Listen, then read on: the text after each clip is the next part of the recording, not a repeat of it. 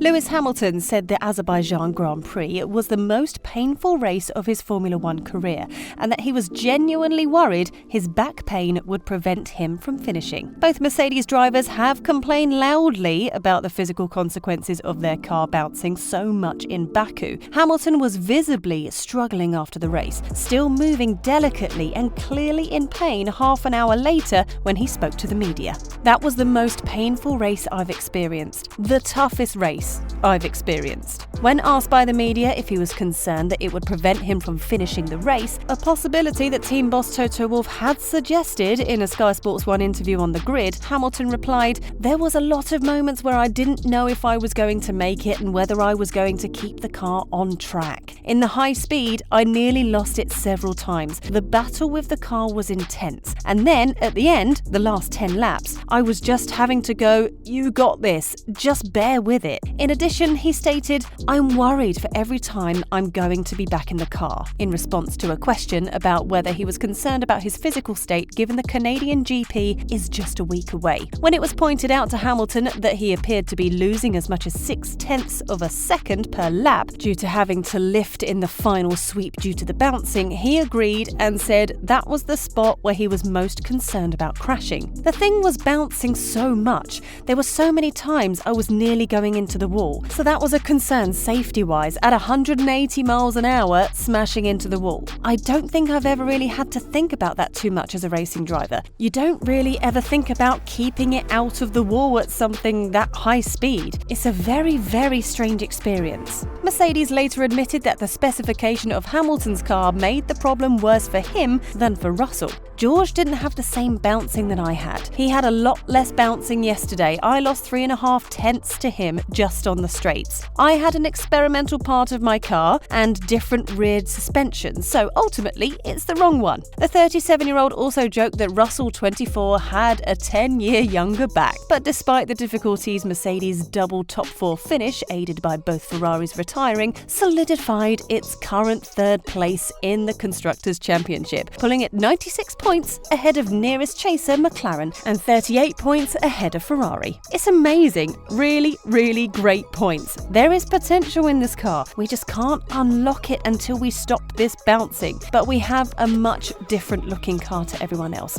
and we need to have a look and see whether that's right or wrong. However, the British superstar has since taken to social media to address reports that he may not race in Canada due to the beating of his back in Baku. The injury has heightened awareness of the potential dangers of porpoising, with Mercedes boss Toto Wolff revealing that the team may have to put reserve drivers on standby for the event in Montreal. Hamilton, thankfully, has revealed that he is now feeling better, with only days until the Canadian Grand Prix, where he says he will race, but adds that while porpoising may look bad, it feels 100 times worse. He posted on Instagram, "Congrats to George on another great drive and an overall positive result for the team. I'm seeing online that a lot of people are concerned about me with how awful it looked out there. It means so much that so many of you are sending love. I'll be honest, it looks terrible and feels 100 times worse. There's definitely some recovery and hard work with the team to do before Montreal to overcome this hurdle. I'm feeling better already though, and it's motivated me to keep pushing."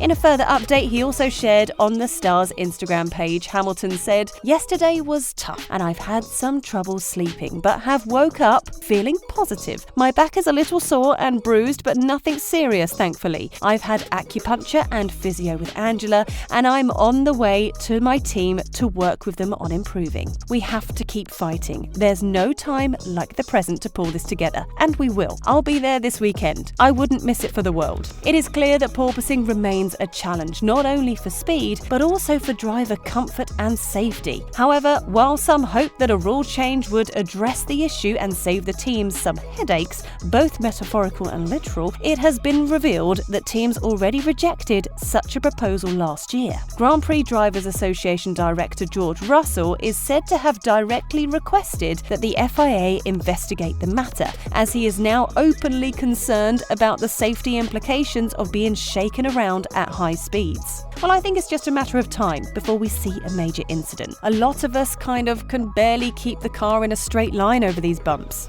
While many drivers share Russell's concerns, not all teams believe that anything drastic needs to be done in the short term, especially since it is a problem that not all competitors face. Last year, during discussions about the progress of the 2022 cars, a proposal was made to address concerns about the risk of porpoising. As it became clear how low teams would have to go to run the 2022 generation of cars, the idea of introducing something to eliminate the risk of bouncing was discussed. However, the proposal, which was thought to include a series of technical measures that would have effectively mandated a minimum ride height to lift cars clear of the risk of porpoising, lacked the necessary support and was discarded. But while teams did not see the need for something like this at the time, mounting driver concerns appear to be bringing the issue back into the FIA's spotlight. McLaren team boss Andreas Seidel agreed that the brutality of the porpoising justified a discussion between the teams and the FIA. He did, however, emphasize that any team can immediately solve the problem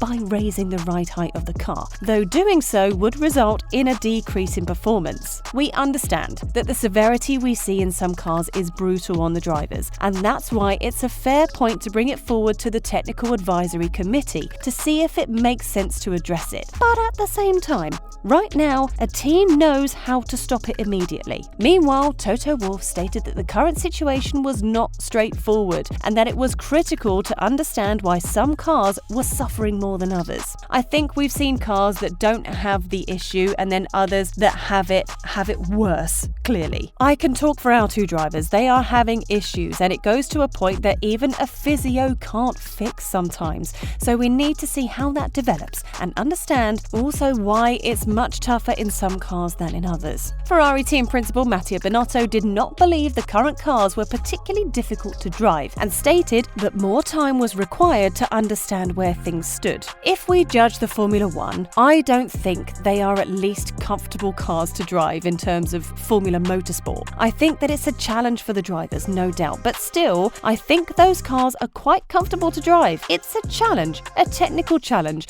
I think we look at ourselves, we made already some progress, and I think in the future we can do more progress, so certainly too early to judge. Meanwhile, Red Bull team principal Christian Horner has issued a more bombastic statement. Horner believes teams have persuaded their drivers to complain about the porpoising effect of their cars in order to encourage regulatory changes. When asked about the issues, Horner stated that penalising the teams that have the problem under control would be unfair. The easiest thing is to raise the car. Every team has the choice to do that. You have a choice where to run your car, and you should never run a car that's unsafe. I think that's more for the technical guys because certain cars have issues and there are some teams that have very few issues. It would seem unfair to penalise the ones that have done a decent job versus the ones that have perhaps missed the targets. When asked how he would handle the situation if Red Bull had a heavily porpoising car, Horner replied, "I would tell them to bitch as much as they could over the radio and make as big of an issue out of it as they possibly could. It's part of the game." When asked if he thought the complaints were being encouraged by the teams, he responded, "Of course it is. You can see it's uncomfortable. There are remedies to that, but it is to the deterrent of the car performance. So what the easiest thing to do is to complain from a safety point of view. I think if it was a genuine safety concern across the whole grid, then it's something that should be looked at. But if it's only affecting isolated teams, then it's something that team should potentially deal with." What do you think of Christian Horner's take? Do you think teams like Mercedes encourage their drivers to complain about porpoising? Do you believe the bouncing that this year's cars are experiencing is a safety issue? If so, what should be done about it? We'd love to hear from you in the comments section below. Thank you for watching. If you like the video, please consider liking and subscribing to the channel, and don't forget to click the bell button to be notified of future videos.